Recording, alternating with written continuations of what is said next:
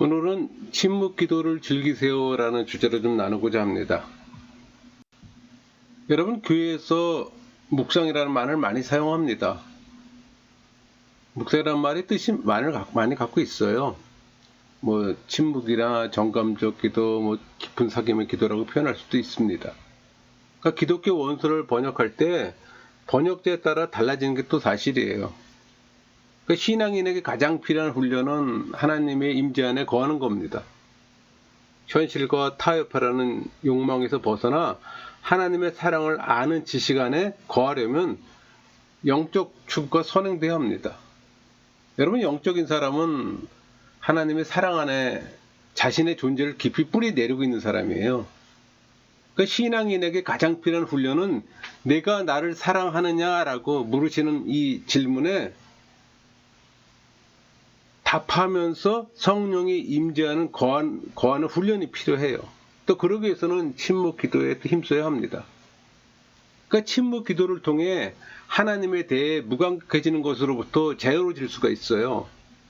그러니까 묵상 기도를 하면 길을 가면서도 그 복잡한 것으로부터 벗어나 편안함을 느낄 수가 있다는 얘기입니다. 그러니까 침묵 기도는 하나님께 속해 있다는 깨달음을 더욱 깊이 새겨줘요. 훈련을 받고 타인을 도우려는 마음이 있다고 해서 신앙인으로서 자격이 충분하다고 말할 수는 없습니다. 가장 중요한 것은 신앙인은 진정으로 하나님의 사람입니까? 질문에 답할 수가 있어야 되는 거예요. 그 말은 하나님의 존전에 거하고 성령의 내적 음성을 듣고 또 육화된 하나님의 말씀을 만지고 또 하나님의 인자하심을 맛보고자 하는 어떤 그 간절함이 있는 사람들인가 하는 겁니다. 여러분, 신학, 시어로리지죠? 이 신학이라는 용어의 원래 의미는 기도 속에서 하나님과의 연합이에요. 근데 안타깝게도 오늘날 신학은 그저 여러 학문 가운데 한 영역이 되고 말았습니다. 신학자이면서도 기도하는 일을 어려워합니다. 그러니까 영적 리더는 하나님의 마음을 품고 말씀을 선포해야 되는 거예요. 또 말씀을 바탕으로 조언하고 또 교회 전략을 개발할 때도 하나님의 마음이 밑바탕이 되어야 하는 겁니다.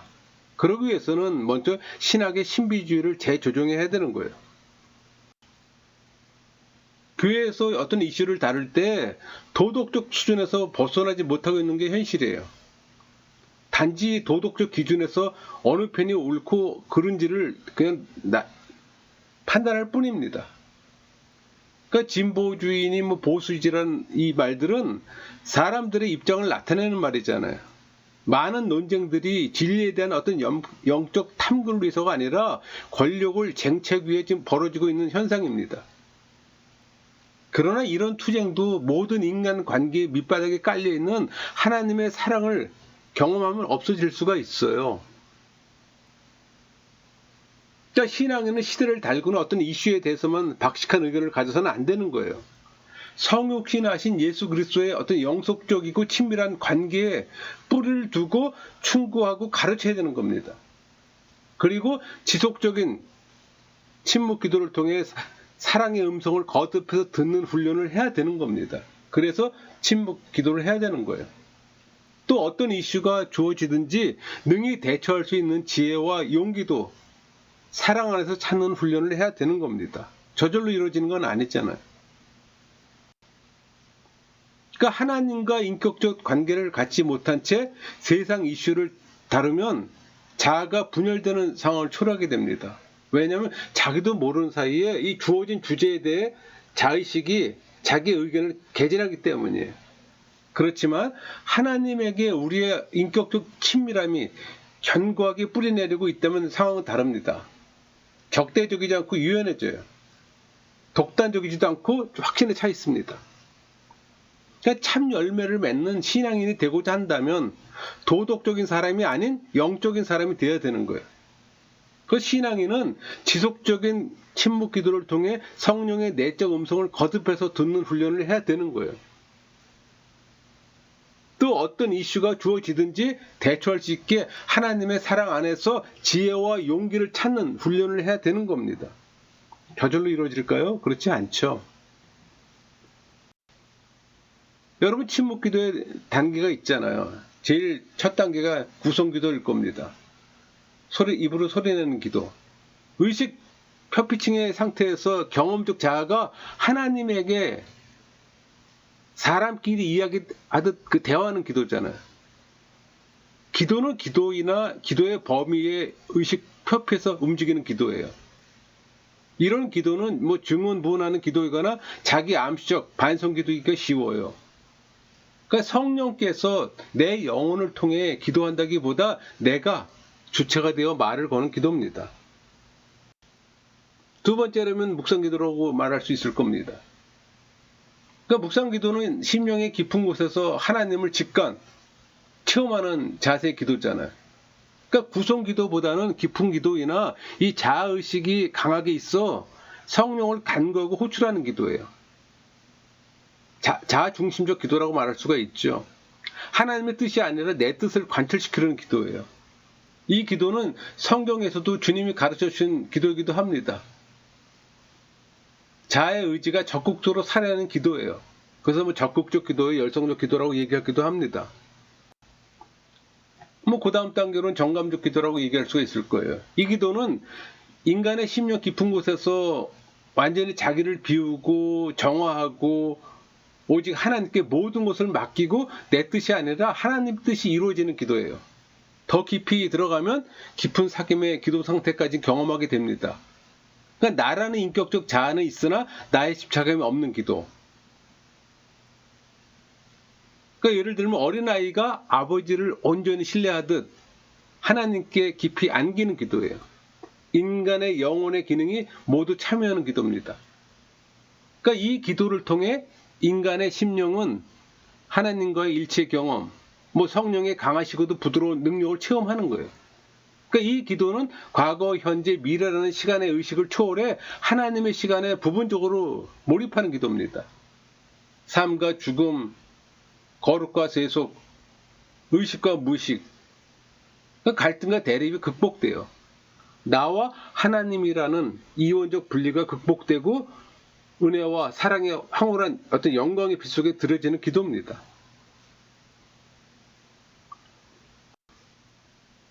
여러분, 침묵 기도를 하려면 침묵하는 법을 배워야 되잖아요. 우리 습관에서 침묵에 들어가는 법을 배우는데도 시간과 노력이 필요합니다. 안 해봤던 사람들은 그런 시간과 노력이 초기에는 많이 들어가요. 이미 익숙해진 사람은 별 문제가 안 되겠지만 여러분, 항상 해오던 일을 계속하는 편이 쉽잖아요. 근데 침묵의 공간과 시간을 구하는데 익숙하지 않다면 처음에는 엄청난 노력이 필요할 겁니다. 제가 강의할 때마다 듣는 소리가 있어요. 목사님처럼 성경을 알 수 있다면 뭐든지 포기할 겁니다라는 말을 쉽게들 합니다. 아니요, 그런 소리 하지 마세요. 지금의 제가 되기 위해서는 저는 많은 걸 포기했습니다. 모든 것을 포기하는 과정을 겪은 사람에게 뭐든지 포기할 거라고 쉽게 말해서는 안 되는 겁니다. 그러니까 모든 분야에서 첫걸음이 가장 힘들어요. 그러나 하나님과 시간을 보낸 일이 영적 성장을 경험하게 되면 기꺼이 더 많은 시간을 할애할 겁니다. 초신자 때는 침묵의 가치를 알지 못했어요. 늦게나마 침묵의 가치를 경험한 것은 참으로 행운입니다. 무한한 침묵의 하나님을 느꼈어요. 왜냐하면 그분은 공간과 시간의 한계를 초월해 계시기 때문에. 그러니까 경험들을 통해 침묵 속에서 하나님을 가장 가까이 느낄 수 있다는 건 행운입니다. 여러분, 침묵은 하나님의 임재를 잉태하고 있어요. 침묵에는 말로 표현할 수 없는 그 뭔가가 담겨 있어요. 그 침묵이 거룩을 구현하는 거예요. 성령께서 임재해 계세요. 여러분, 교회에서 침묵을 찾기 위해서는 다른 사람들의 협력이 필요합니다. 가정에서도 마찬가지고. 어떤 장애물을 예측한다면 그걸 뛰어넘을 수가 있어야 되는 거예요. 어떤 정신을 산만케 하는 어떤 물리적인 것들에 대한 것들, 전화 벨 소리나 TV 소리, 사람의 말소리들이 있을 겁니다. 각각의 경우에 최선의 해결책은 그런 환경을 피해 보다 조용한 곳으로 옮기는 거예요. 정신 집중을 요하는 기급한 문제를 처리해야 한다면 우리는 보통 대부분 조용한 장소를 갈 겁니다. 마찬가지예요. 영적 활동에 대해서도 이와 같은 행동을 취할 수 있어야 되는 겁니다. 피하기 어려운 것은 정신적인 장애물, 즉 불신앙이나 죄책감, 피로, 정신을 산박해 하는 생각들이에요. 이것들을 극복하기 위해서는 기도 가운데 이것들을 하나님께 인정해야 합니다. 우리가 이것들을 하나님께 드릴 때 이것들은 잠기문이 아니라 다리가 될 수가 있어요. 브릿지가 될 수 있다는 얘기예요. 비록 이 문제들에 대해 하나님께 말씀드리고 싶은 기분이 아니라 해도 어쨌든 말씀드려야 합니다. 그래야 이것들을 극복할 수 있기 때문에. 일상에서 침묵을 위한 스케줄을 짜는 일이 처음에는 대부분의 사람들에겐 절대적으로 필요합니다. 스케줄이 짜여지는 활동들은 그대로 이루어지잖아요. 스케줄이 짜여지지 않은 활동들은 그냥 물거품이 되는 거예요. 사라지는 거예요. 나중에는 시간과 장소에 대해 그렇게 엄격할 필요는 없을 겁니다. 왜냐하면 습관이 되면은 낮 동안에 혼자만의 시간을 찾을 수 있기 때문에. 결단과 훈련이 필수적인 열쇠예요. 신앙의 선배들은 고독을 하나의 훈련으로 개발했어요. 우리가 아무것도 하지 않을 경우 처음에는 이상하게 느껴지고 혼자 있는 것이 불편하게 느껴질 겁니다. 그러나 시간이 지나면 우리 마음이 일상생활에 다급함을 잊고 하나님께 집중할 수 있게 돼요. 시간이 지나면 하나님의 임재와 인도하심을 느낄 수가 있을 겁니다. 우리 마음에서 그분을 가로막는 것들을 정리할 때 이것을 느낄 수가 있다는 거예요. 우리가 홀로 하나님과 함께하는 시간을 위해 사막이나 동굴로 운동할 수는 없다 해도 일상의 삶에서 그렇게 할 수 있다는 얘기입니다. 홀로 하나님과 함께하는 시간을 갖기 위해 매일 일정한 시간, 한 30분에서 1시간을 떼어놓으세요. 보통 이른 아침이나 잠들기 전에 시간이 제일 수월하잖아요. 주말 시간을 이용해 하나님과 함께 해보세요. 침묵으로 혼자 걷는 것은 하나님의 임재를 느끼기는 가장 좋습니다. 가족에게 또 고독은 우리에게 영적으로 중요하다는 걸 또 알릴 필요도 있고. 우리가 하나님의 임재를 위해 혼자 있고 싶어 할 때 그들을 멀리하는 것이 아니라는 것을 알려줄 필요가 있다는 얘기예요.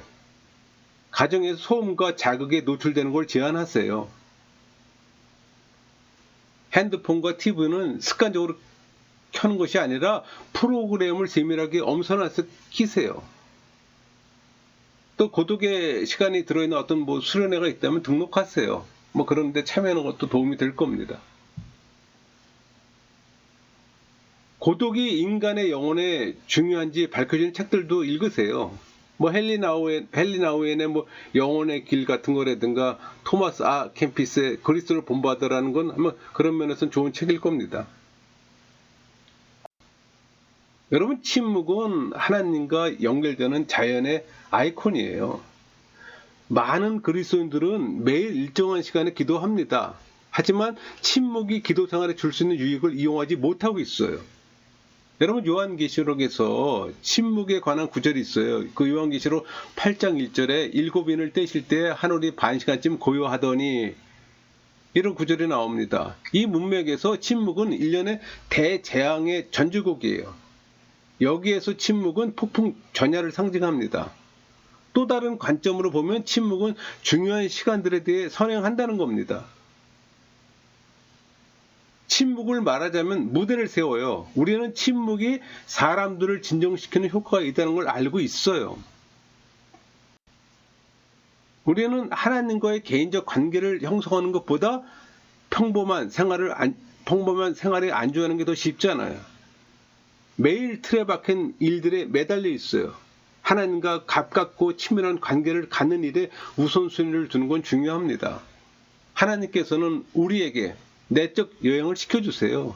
이 여행은 침묵 기도를 통해 방향을 안내받고 영양분을 공급받는데 그 중에 성경이 가장 풍성한 자료입니다. 이런 여행을 위해서는 천천히 읽고 침묵 시간을 가지며 또 하나님께서 이 본문을 통해 우리에게 인도할 수 있도록 귀를 기울여야 합니다. 이렇게 천천히 읽는 것은 시를 읽는 방법과 매우 비슷해요. 빨리 읽는 것은 적절치 않습니다. 우리는 정보를 위해 읽는 게 아니잖아요. 사실과 정황을 알기 위해서 읽는 것도 중요하지만 이런 것들은 영적 독서보다는 연구에 더 적합합니다. 여러분, 침묵은 본문이 가슴에서 마음으로 내려갈 수 있게 하는 데 있어 중요한 역할을 해요. 왜냐하면 이것이 하나님께서 내주하시는 성령인 어떤 내적인 삶으로 가는 길이기 때문이에요. 이런 내적인 이동은 각자에 따라 다를 겁니다. 따라서 자신의 특별함을 발견하는 게 도움이 될 겁니다.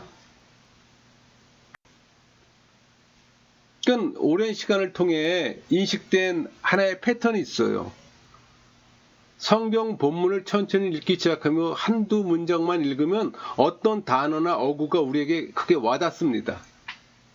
그런 본문을 내려놓고 본문이 우리에게 주는 의미를 묵상하세요. 본문을 숙고하고 곱씹으며 하나님께서 본문을 통해 우리에게 말씀하고 계실지 모르는 것들을 듣기 위해 귀를 기울이세요. 그러니까 묵상을 통해 내적 음성을 들을 수 있도록 조용히 귀를 기울이라는 겁니다. 본문에 대해 자신을 열며 본문의 경험을 통해 조명하는 것이 무엇인지 보려고 한번 애써보세요. 말씀이 우리의 내적인 삶 깊은 곳에 자리에 계속적으로 우리를 자극하고 이 무의식의 깊은 곳에서도 우리에게 영양분을 공급합니다. 우리의 마음도 포함됩니다. 그러니까 하나님께서 우리를 얼마나 사랑하시는지를 한번 보세요. 그분이 우리에게 보여주신 것들을 보시라는 얘기입니다. 우리의 마음은 이런 발견으로 따뜻해지며 우리는 하나님과 대화하는 거예요. 그러니까 우리를 사랑하시며 기꺼이 이끌기 원하시는 분을 사랑하고 그분께 응답하기 위해 말로 또는 말없이 기도합니다. 마지막으로 우리는 하나님 안에서 안식하며 묵상하는 거예요. 그러니까 우리는 한 단계에서 다음 단계로 넘어갈 때 인도하심을 느끼게 될 겁니다. 때로는 한 단계가 생략되고 때로는 기도 내내 한 단계에 머물게 되기도 할 겁니다. 괜찮아요. 때로는 아무 일도 일어나지 않는 것처럼 보입니다. 하지만 우리 내면 깊은 곳에서 일어나고 있어요. 몇 시간, 며칠, 그리고 몇 주 후에 그 증거가 나타날 겁니다. 그러니까 하나님과 우리 사이에는 자신만의 특별하지만 결코 딱딱하지 않은 리듬이 있다는 얘기예요. 마찬가지로 우리가 선택하는 매체는 우리가 그것을 묵상하는 방식에 영향을 끼칠 겁니다. 예를 들면은 근데 복음서에서 상상은 서신서의 어떤 추상적인 부분들에는 유효하지 않는 방식으로 사용될 수가 있어요. 그러니까 구약 성경은 우리에게 다른 접근을 또 요구할 겁니다. 바른 길은 없어요. 하나님께서 인도하시는 길만 있을 뿐입니다. 바른 응답은 없어요. 다만 우리의 삶에서 하나님의 크신 사랑에 대해 우리의 반응이 있을 뿐입니다. 오늘날 이 묵상, 명상이라는 말은 기독교보다는 뉴에이지 운동이나 동양 종교들과 관련해 더 많이 사용하고 있어요.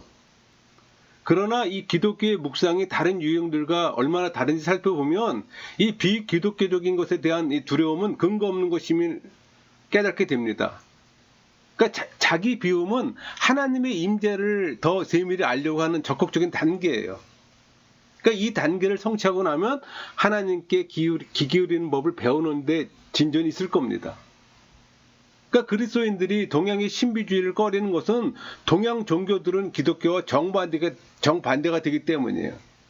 동양 종교들은 그리스도를 영화롭게 하는 것이 목적이 아니라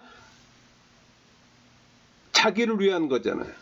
그 점에서 기독교가 크게 다릅니다. 그러니까 천불교들은 그 깨달음을 얻기 위해서는 명상을 하고 또 논리적인 생각에 대한 어떤 강한 집착을 버려야 한다고 가르칩니다. 그러니까 이들은 자기의 의식을 버림으로써만 만물과 하나가 될 수 있다고 믿어요. 그러니까 이런 깨달음은 자신이 절대적인 존재의 한 부분을 차지하고 있다는 그 의식을 갖는 거예요. 그러니까 명상을 통해 이런 깨달음을 얻은 후 이 선불교들은 자신이 죄와 고통에서 구원받았다고 생각하는 거예요. 그 깨달음이 그들의 구원이에요. 깨달으면 구원 받는 거예요. 기독교는 다르잖아요. 기독교는 예수를 통해서만 구원을 받는데 동양 종교에서는 깨달음이 구원이에요. 또 이와 반대로 그리스도인들은 이 깨달음은 우리의 구원자가 아니라는 걸 알잖아요. 우린 그리스도가 구원자라는 걸 알잖아요. 그러니까 선불교들은 자신의 생각들을 왜 버려야 하는지는 제대로 몰랐으나 어떻게 버려야 하는지는 제대로 알고 있었어요. 그건 우리가 좀 배울 만합니다. 좋은 예가 있어요. 그 선불교에서 많이 쓰는 예인데, 그 어떤 선불교의 그 대승이 제자에게 다음과 같은 가르침을 주었습니다. 그러니까 선에 대해서 배우고 싶어 스승을 찾아온 제자는 자기 말을 계속할 뿐 스승의 말을 듣지 않으려고 했어요. 배우는 자는 스승이 하는 말을 들어야 되잖아요. 근데 자기 말만 계속했던 거예요. 그러니까 마침내 스승이 아무 소리 않고 차를 따르기 시작했습니다. 근데 그 잔이 계속 넘치는데도 계속 따르는 거예요.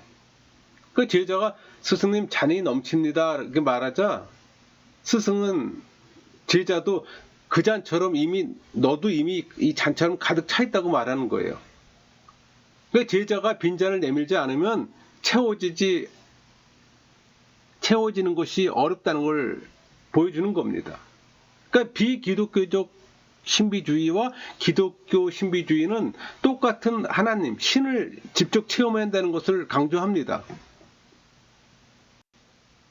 그 신비 체험은 혼자서 이루어지기 때문에 침묵 속에서 일어나는 거예요.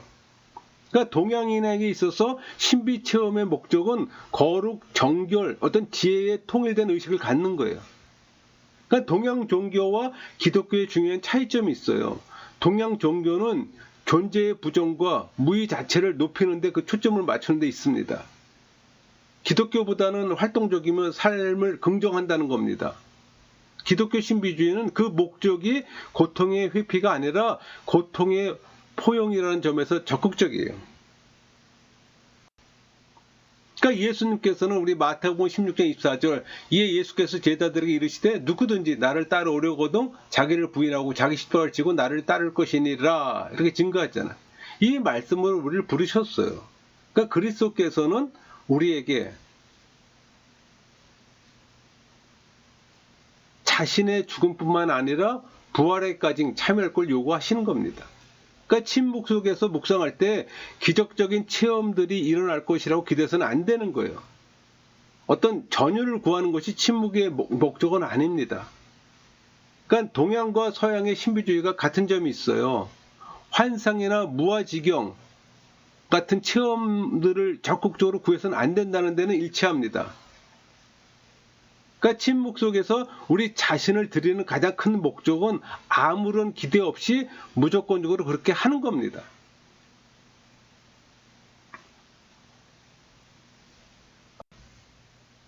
여러분, 선불교는 묵상과 깨달음을 가장 크게 강조합니다.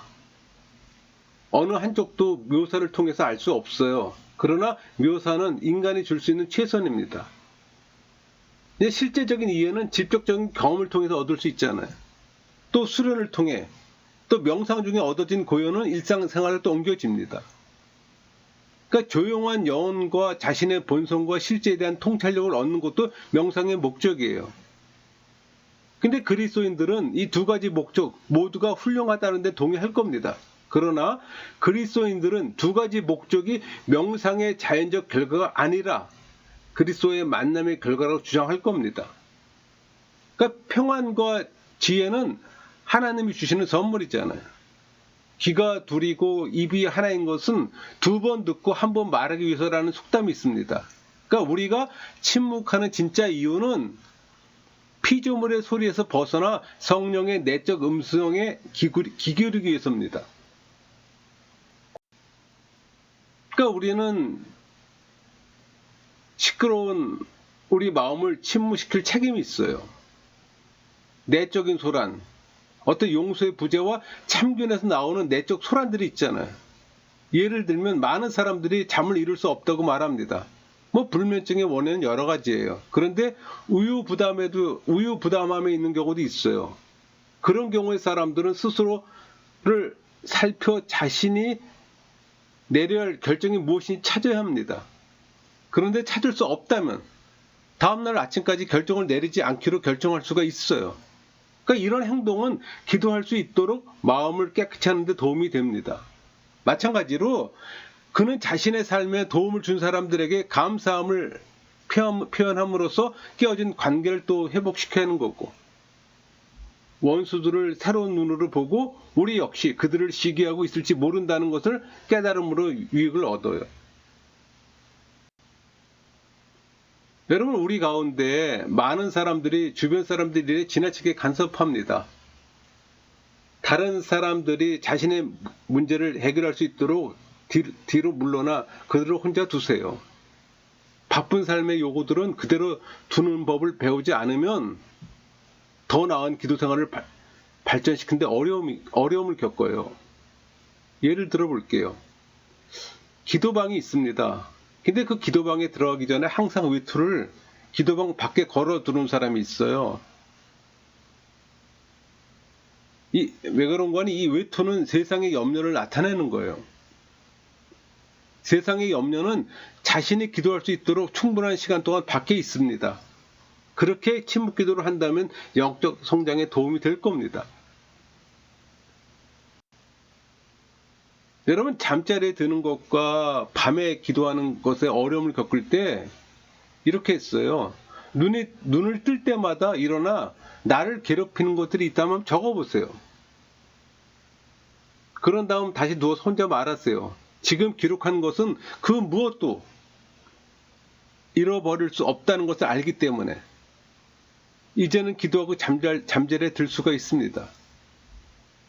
돌이켜볼 때 매일 찾아오는 염려거리들을 목록으로 작성하는 즐거움을 누렸다는 생각을 하면 재미가 있습니다. 물론 이런 속임수는 효과가 있어요.